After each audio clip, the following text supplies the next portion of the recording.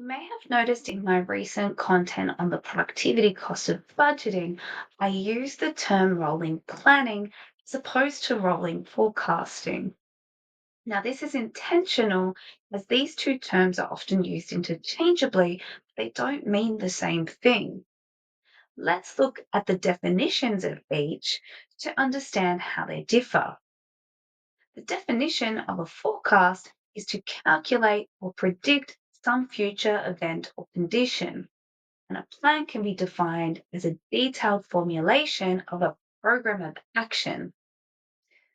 So, a forecast will predict the future state based on the analysis of data that you have available today, but it won't articulate and communicate the steps that we expect the organization to take to meet its future objectives, as this is the role of planning. So, when organizations focus heavily on forecasting as opposed to planning, we often find there's confusion between the functions around how they need to work together to achieve the strategic goals.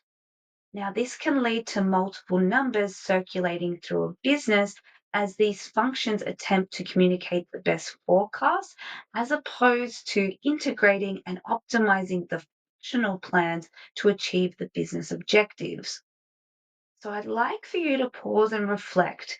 Is your organization planning or forecasting? And I encourage you to educate your teams on the difference between these two activities so we can try and shift from a culture of calling out numbers to formulating and executing high quality plans.